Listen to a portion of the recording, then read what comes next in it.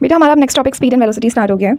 Speed की definition आती है पेपर में, वेलोसिटी की डेफिनेशन आती है, फॉर्मूलाज, देन उसकी ऐसे यूनिट पूछता है, स्केलर क्वांटिटी, वेक्टर क्वांटिटी, ये आपको बताना होता है। तो स्पीड की डेफिनेशन क्या होगी? स्पीड क्या है? एक वही तो है ना जिससे पता कर पा रहे हो कि वो पर्टिकुलर बॉडी कितनी फास्ट और कितनी स्लो मूव कर रही है, राइट? तो स्पीड, और दूसरा क्या होता है कि वो एक कितने ही समय में अपने उसने दूरी तय की। उसको अगर हम बहुत अलग तरीके से साइंस के टर्म्स में अगर हम उसको समझाना चाहें तो इन साइंस टर्म्स हम उसको अगर ये ना बोल के कि वो कितना फास्ट और कितना स्लो मूव है, उसको स्पीड कहते हैं, कैसे बोलेंगे साइंस के टर्म्स में? The speed of a body is the distance travelled by it's per unit time. वो एक यूनिट टाइम में कितना डिस्टेंस उसने ट्रैवल किया वही उसकी स्पीड है, ठीक है? देन स्पीड का फॉर्मूला क्या बन जाएगा? डिस्टेंस ट्रैवल्ड अपॉन में टाइम टेकन। फॉर्मूला क्या होता है? स्पीड का सिंबल होता है v, डिस्टेंस का सिंबल होता है s, टाइम का सिंबल होता है t। अगर आप बचपन में डिस्टेंस का सिंबल d बनाते थे ना, अब से आप बिल्कुल भी नहीं बनाएंगे। डिस्टेंस का सिंबल s है हमेशा से फ्रॉम क्लास 9th, ठीक है? इस चीज़ का ध्यान रखना है, d नहीं बनाना। d for something else, distance का s ही होता है। देन ऐसा यूनिट ऑफ स्पीड क्या है? मीटर पर सेकेंड। एंड मीटर यहाँ पे जो बगल में आपको यहाँ पे दिख रही है, दोनों बेटा सेम ही है। जैसे कि यहाँ पे देखो, ये m अपॉन s है, इसका मतलब यही हुआ, m/s का मतलब यही हुआ। तो याद है हम मैथ्स में चीज़ करते हैं रेसिप्रोकल करने। अगर मान लो इसकी पावर 1 है, इसकी पावर 1 है, ठीक है? तो अगर मैं इसको उठा के ऊपर लेके आऊँगी डिनोमिनेटर से, तो इसकी पावर नेगेटिव हो जाती थी, राइट? है ना? तो ये वही हुआ है बस। यहाँ पे अपॉन में है, स्लैश में है, तो इसमें पावर नेगेटिव नहीं है, और इसमें मतलब बेसिकली दोनों ही बात सेम है। बस इस फॉर्म में भी आपको बुक्स में दिखेगा, इस फॉर्म में भी आपको बुक्स में दिखेगा। आप कंफ्यूज ना हो जाए कि कौन सी वाली यूनिट होती है। इसी कोई दो यूनिट तो नहीं होती, नहीं कोई डबल यूनिट नहीं होती, दोनों एक ही बात है, ठीक है? अलग अलग फॉर्म में लिखा हुआ है।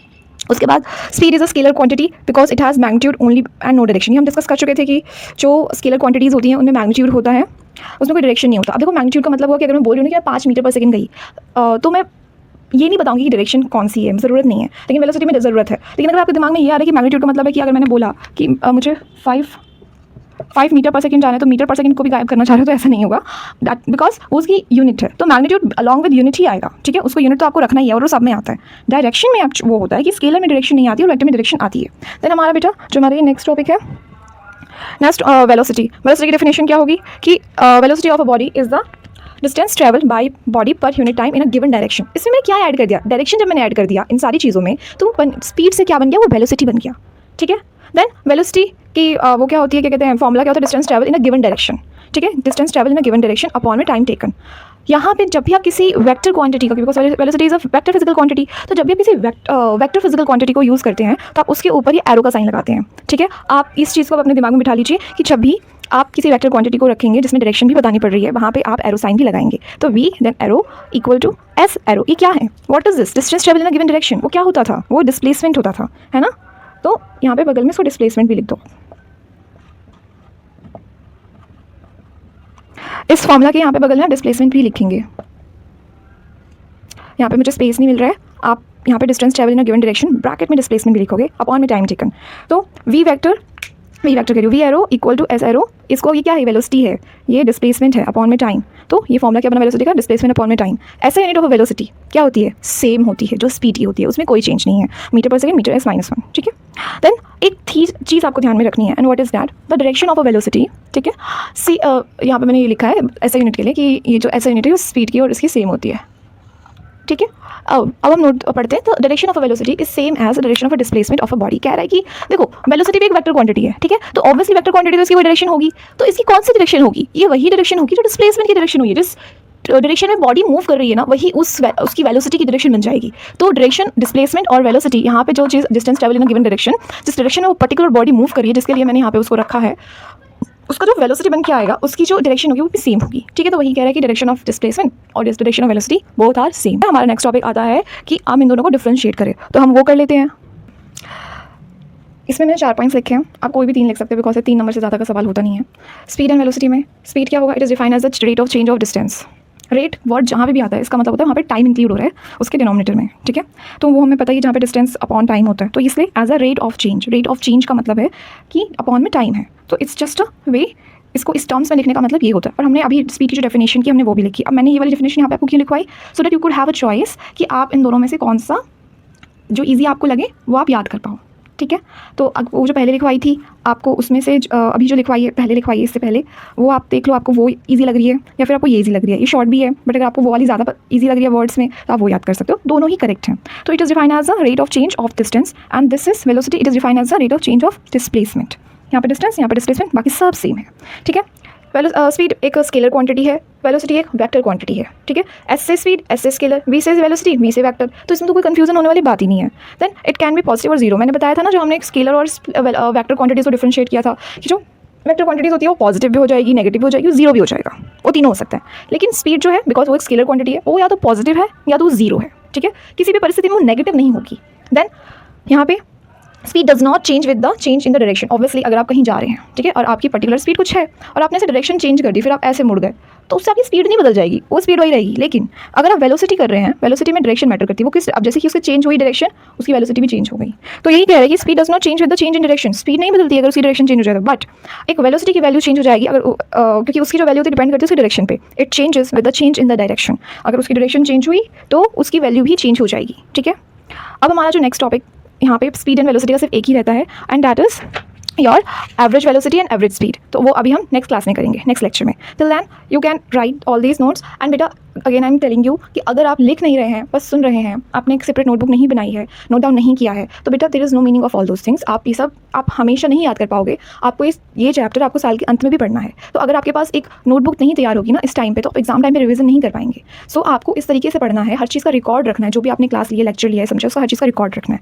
तो उसके नोट्स बनाते रहिएगा। और अगर आपको कोई भी डाउट है, any doubt, any kind of query, और अगर आप शाई फील करते हैं कमेंट में भी पूछने में, तो आप मेरे को मेल पे पूछ सकते हैं। I have given that in description box. Secondly, अगर आपको कमेंट सेक्शन में कुछ बोलना है, बताना है, कुछ पूछना है, तो आप वहाँ पे भी पूछ सकते हैं।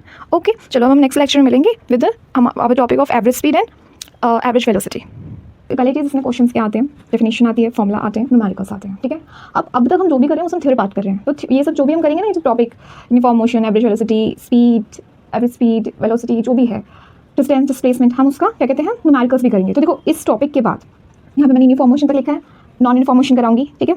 Average velocity, average speed, average velocity, uniform motion, then non uniform motion, then आपका एक एक्सेलरेशन का टॉपिक है। एक्सेलरेशन के टॉपिक में ज़्यादा एक्सप्लेनेशन है, ठीक है, तो वो करना होगा हमें। देन उसके बाद हम करेंगे न्यूमेरिकल्स, ठीक है। अपने जितने भी हमने एक्सेलरेशन तक के थ्योरी पार्ट तक जो भी न्यूमेरिकल्स बनते हैं, हम सब उसको टॉपिक वाइज करेंगे।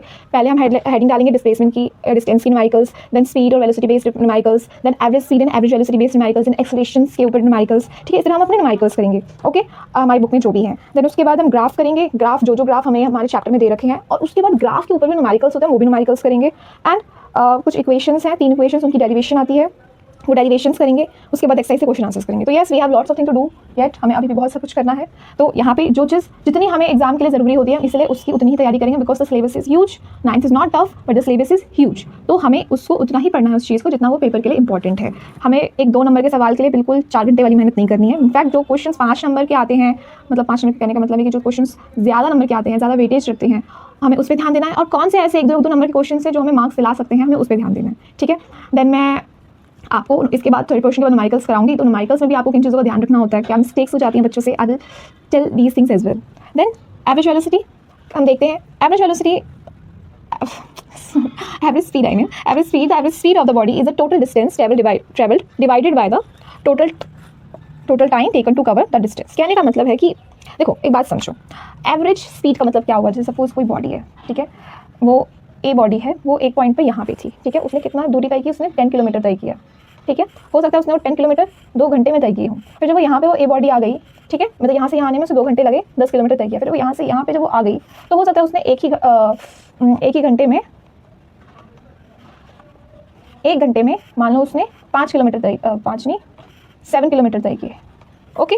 तो अब मुझे अगर बोल रहा है कोई कि इसकी एवरेज स्पीड निकालो, क्योंकि इसने बेटा एक पोर्शन तो उसने 2 घंटे में 10 किलोमीटर तय किया, और एक पोर्शन 1 घंटे में 7 किलोमीटर तय किया, ठीक है। तो अब मुझे बोल रहा है कि एवरेज स्पीड निकालो। तो एवरेज स्पीड क्या होगी, देखो मुझे फॉर्मूला क्या कहता है, टोटल डिस्टेंस ट्रेवल्ड। उसने टोटल कितना एवरेज स्पीड, टोटल कितना डिस्टेंस ट्रेवल किया, 10 किलोमीटर, और यहाँ पे 7 किलोमीटर, ठीक है। तो 10 और 7 प्लस होंगे तो क्या आएगा, 17 आएगा। और टोटल टाइम कितना था, 2 आवर एंड 1 आवर, तो 2 + 1 यानी 3, यानी 17/3 kilometre per hour is it's average speed. अब आप उसको पॉइंट में निकाल लेंगे, ठीक है। देन एवरेज वेलोसिटी, अब यहाँ पे भी मैंने यही लिखा है जो मैंने यहाँ पे समझाया था ना, फिर आपको मैं एवरेज वेलोसिटी बताती हूँ। यहाँ पे जो मैंने एवरेज स्पीड बताई है, ये total distance travel and total time taken. तो टोटल डिस्टेंस 17 किलोमीटर हो गया and total time taken 3 hour हो गए। तो इन दोनों को डिवाइड करके जो आंसर आएगा मेरा, डैट 17/3 किलोमीटर पर आवर हो गया। देन यहाँ पे क्या कहते हैं, एवरेज स्पीड आपको निकालनी है। एवरेज स्पीड का फॉर्मूला दिया, और यहाँ पे एक चीज़ नीचे समझाई भी एग्जाम्पल में कि a body move 50 kilometre in 2 hour. अगर कोई बॉडी है वो 50 किलोमीटर जा रही है 2 घंटे में और मैं कह रही हूँ कि उसकी एवरेज स्पीड क्या होगी, तो उसने जितनी भी मूवमेंट की 50 किलोमीटर टोटल डिस्टेंस जितना भी ट्रैवल किया 50 किलोमीटर किया और टोटल टाइम जितना भी लिया उसने 2 घंटे लिए, उन दोनों को रख दो फॉर्मूला में। टोटल डिस्टेंस उसने 50 रखा, 50 किलोमीटर था, उसकी टोटल टाइम 2 आवर थी, दोनों को डिवाइड किया 25 किलोमीटर आ गया, आगे से एवरेज स्पीड। ठीक है। Then average velocity. Average velocity क्या होती है? एवरेज वेलोसिटी भी बेटा average velocity can be defined as ratio. Ratio मतलब जब मैं किसी चीज़ को अपॉन में लिखती हूँ ना, जैसे किसी चीज़ का न्यूमरेटर है किसी चीज़ का डिनोमिनेटर है, तो उसको मैं रेशियो बुलाती हूँ। तो ratio of the total displacement of a body, जो टोटल डिस्प्लेसमेंट होगा, ठीक है, टू मतलब अब जो नीचे आ रहा है to the total time taken, तो टोटल टाइम टेकन, ठीक है, टू के पहले जो है वो ऊपर आता है, टू के बाद में जो होता है नीचे आता है, उसी को रेशियो बोलते हैं। आप कंफ्यूज ना हो, हर बच्चे को पता नहीं था इसलिए मैंने बताया। तो average velocity total displacement upon total time taken हो जाएगा, वही यहाँ पे टोटल डिस्टेंस है, यहाँ पे टोटल डिस्प्लेसमेंट है, because we are talking about velocity. Anything इसमें जो ऐसा हो जो बहुत ज़्यादा मुश्किल है, क्योंकि बेटा जस्ट डेफिनेशन इन चीज़ों में आती है, बाकी इसमें न्यूमेरिकल्स आएंगे। ठीक है। देन इसकी अगर यूनिट है, यूनिट वही होती है जो स्पीड की होती है और जो वेलोसिटी की होती है। स्पीड एवरेज स्पीड की जो यूनिट होगी वो वही होगी जो स्पीड की होगी, और एवरेज वेलोसिटी की वही होगी जो वेलोसिटी की होगी। तो इसमें हमें कंफ्यूज नहीं होना, मीटर पर सेकंड, किलोमीटर पर आवर, यही इनकी यूनिट्स होंगी। Then uniform motion. Uniform motion देखो, एक बात समझो, मैंने बोला था आपको मोशन पढ़ाते वक्त कि जब भी मैं कहीं पे मूव कर रही हूँ तो डेफिनेटली मैं एक दूरी तय करते हुए कोई समय लेती हूँ। ठीक है। हो सकता है मैं 5 मीटर मैंने मूव किया, तो कुछ ना कुछ तो मैंने वक्त लिया ही होगा, राइट। तो अगर जैसे मान लो कोई बॉडी ए है, ठीक है, ठीक है, वो यहाँ पे आप देख सकते हो हर किसी चीज़ में एक घंटे का फर्क है। 0 1 1 घंटे का फर्क, 1 से 2 आया 1 घंटा, 2 से 3 आया 1 घंटा, 3 से 4 आया 1 घंटा। तो और हर किसी में 50 किलोमीटर बढ़ रहा है, यहाँ से वो 50 किलोमीटर बढ़ा, फिर इस पॉइंट से इस पॉइंट में आने में उसने 50 किलोमीटर की दूरी तय की, ना कम हुआ ना ज़्यादा हुआ। देन यहाँ से यहाँ आने में वो 50 किलोमीटर ही हुआ, यहाँ से यहाँ आने में वो 50 किलोमीटर ही हुआ। तो अब body set to be in uniform motion, वो तब यूनिफॉर्म मोशन कहलाती है जब वो इक्वल डिस्टेंस ट्रेवल करे, इक्वल डिस्टेंस ट्रेवल करे in equal interval of time. Interval of time मतलब हर एक इक्वल पोर्शन में। यहाँ पे अगर 1 घंटे की बात हो रही है तो यहाँ पे भी 1 घंटे की बात हो रही है, यहाँ पे भी 1 घंटे की बात हो रही है। तो हर एक घंटे में उसने डिस्टेंस कितना ट्रैवल किया? सिर्फ 50 किलोमीटर, ना उससे ज़्यादा गई ना उससे कम गई। सो दैट इज वाई ये यूनिफॉर्म मोशन कहलाएगा। अब इसका ग्राफ भी आते हैं पेपर में, 1-2 नंबर में आ जाता है कि ग्राफ ड्रॉ करो यूनिफॉर्म मोशन का।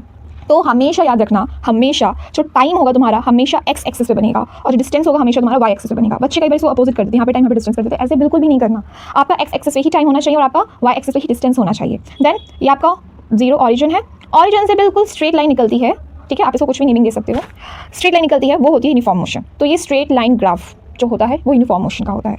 अब मैं आपको बताती हूँ आप नॉन यूनिफॉर्म मोशन कैसे वो करेंगे, कैसे बताएंगे। ठीक है, देखिए बेटा, अब हम नॉन यूनिफॉर्म मोशन देखो, अगर देखो जैसे हमने यहाँ पे देखा कि इक्वल इंटरवल्स में हर 1 घंटे में कितनी दूरी तय हो रही थी? सिर्फ 50 किलोमीटर, 50 किलोमीटर, 50, ना कुछ ज़्यादा था ना कुछ कम था। बट यहाँ पे क्या हो रहा है कि इक्वल इंटरवल्स में हर 1 घंटे में, एक तो पहले घंटे में 30 किलोमीटर ट्रैवल हुई वो बॉडी, फिर अगले घंटे में वो 60 किलोमीटर ट्रैवल करती है, फिर वो अगले घंटे में 70 किलोमीटर तय करती है। तो वही कह रहा है कि body set to be in non uniform motion, वो तब यूनिफॉर्म मोशन में कहलाएगा वो बॉडी अगर उसने अनइक्वल डिस्टेंस ट्रैवल किया है, इक्वल इंटरवल ऑफ टाइम। ठीक है, वो पहले 1 घंटे में तो 30 किलोमीटर गई थी, फिर उसको उसी 1 घंटे में 60 किलोमीटर उसने ट्रैवल किया। ठीक है, यानी उसने अपनी स्पीड को स्लो किया है। ठीक है, तभी उसको पहले 1 घंटे में तो उसने कम डिस्टेंस ट्रैवल कर लिया था, लेकिन उस 1 घंटे में से दूसरे 1 घंटे में से ज़्यादा ट्रैवल करना पड़ गया। नेक्स्ट क्लास में करेंगे। नेक्स्ट टॉपिक हमारा होगा एक्सेलरेशन का। एक्सेलरेशन का जो टॉपिक है बेटा, इट्स लॉन्ग एक्सप्लेनेशन, उसमें बहुत सी चीज़ें आपको हम करनी होगी और मैं करवाऊंगी। उसमें non uniform acceleration, uniform acceleration, retardation, there are so many terms. फिर उसको 0 क्यों होता है, पॉजिटिव क्यों होता है, नेगेटिव क्यों होता है, वो सभी हमें करना है। सो हम ये अपनी नेक्स्ट क्लास में करेंगे। टिल देन आपके सारे नोट्स प्रिपेयर होने चाहिए। आप इसको लगातार रिवाइज करते जाइए, याद करते रहिए, ठीक है, ताकि आपको दिक्कत ना हो, बाद में एक हैवी लोड ना बने। Till then bye.